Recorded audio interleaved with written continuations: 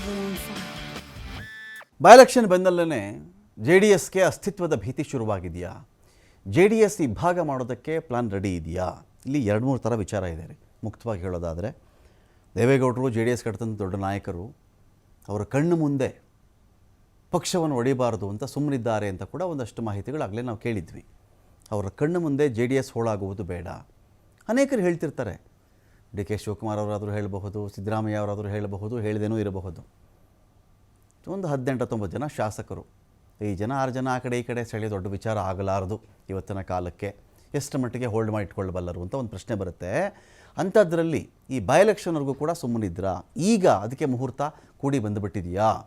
JDS ನಾಯಕರುಗಳು ಅದು ಯಾರೇ ಇರಲಿ, ಯಾಕೆಂದರೆ ವಿಧಾನಸಭಾ ಎಲೆಕ್ಷನ್ಗಳಲ್ಲಿ BJPಯ ಸಪೋರ್ಟ್ ಇದ್ದೂ ಕೂಡ JDS ಸೋಲ್ತಾ ಇದ್ದಾಗ ಇನ್ನೇನಿದೆ JDSಲ್ಲಿ ಏನು ನಂಬ್ಕೊಂಡಿರಬೇಕು ಅಂತ ಸಹಜವಾಗಿ ಶಾಸಕರಿಗೂ ಒಂದಷ್ಟು ಅನುಮಾನಗಳು ಬರಬಹುದು.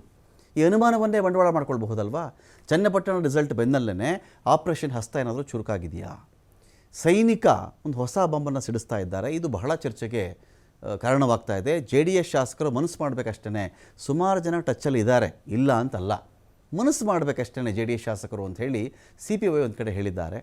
ಈ ಕಡೆ ಚನ್ನಪಟ್ಟಣ ಫಲಿತಾಂಶದ ಬೆನ್ನಲ್ಲೇ ಮತ್ತೆ CM ಇಬ್ರಾಹಿಂ ನೊಂದ JDS ಶಾಸಕರನ್ನು ಹುಡುಕಿ ಹೊರಟಿದ್ದಾರೆ. ಇದೀಗ ಅವರು ಒಂದೊಂದೇ ಯಾರೆಲ್ಲ ಇದೀಗ JDS ಮೇಲೆ ಸಿಟ್ಟು ಮಾಡ್ಕೊಂಡಿದ್ದಾರೋ, ನಾಯಕರ ಮೇಲೆ ಕೋಪ ಇದೆಯೋ, ಬೇಸರಗಳಿದೆಯೋ ಅಂಥವ್ರನ್ನೇ ಹುಡುಕ್ತಾ ಇದ್ದಾರೆ. ಈಗ ಅವರು ಒಂದೊಂದೇ ಕ್ಷೇತ್ರವನ್ನು JDS ಕಳೆದುಕೊಳ್ತಾ ಇದೆ. JDS ಮುನಿಸಿಕೊಂಡಿರುವ ನಾಯಕರುಗಳಿಗೆ ಗಾಳ ಹಾಕ್ತಾ ಇದ್ದಾರಾ? GTD ಜೊತೆಗೆ CM ಮಾತಾಡಿದ್ದಾರೆ. CM GTD ಹಳೆ ಬಾಂಧವ್ಯ ಬಿಡಿ, ಅದು ಒಂದೇ ವೇದಿಕೆಯಲ್ಲೂ ಮಾತಾಡ್ಕೊಳ್ತಾರೆ. ಅವರವ್ರ ನಡುವೆ ಒಂದು ಒಳ್ಳೆ ಬಾಂಧವ್ಯ ಇದೆ, ಬೇರೆ ವಿಚಾರ. DK ಶಿವಕುಮಾರ್ ಕೂಡ ಈ ಥರ ಸೆಳೆಯುವಂಥ ಒಂದು ಸುಳಿವನ್ನು ಕೊಡ್ತಾ ಇದ್ದಾರೆ ಇದೀಗ. ಹಾಗಾಗಿ JDS ಶಾಸಕರ ಕಥೆ ಏನಾಗುತ್ತೆ ಗೊತ್ತಿಲ್ಲ. ದೇವೇಗೌಡ ಈಸ್ ಎ ವೆರಿ, ಅವರು ಅದೇನೋ ಅಧ್ಯಕ್ಷರು ಅಂತ ಅವ್ರನ್ನ ಮಾಡ್ಕೊಂಡಿದ್ರು. ಅವರು ಆ ಪಕ್ಷಕ್ಕೆ ಒಂದು ದೊಡ್ಡ ಕಾಂಟ್ರಿಬ್ಯೂಷನ್ ಕೊಟ್ಟಿದ್ದಾರೆ. ಗ್ರೋತ್ ಆಫ್ ಜನತಾದಳ ಕಾಂಟ್ರಿಬ್ಯೂಷನ್ ಕೊಟ್ಟಿದ್ದಾರೆ.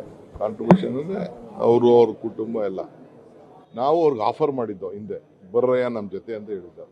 ಇಲ್ಲ, ನಾವು ಕುಮಾರಣ್ಣನ ನಾವು ತಿರ್ಗಾ ಚೀಫ್ ಮಿನಿಸ್ಟರ್ ಮಾಡಬೇಕು ಅಂತೇಳಿ ಅವರು ನಮ್ಮ ಜೊತೆ ಬರಲಿಲ್ಲ. ಕೇಳಿದ ನಿಜ, ನಾವು ಬರ್ರಂಗಿರ ಬರ್ರಿ ಅಂತ.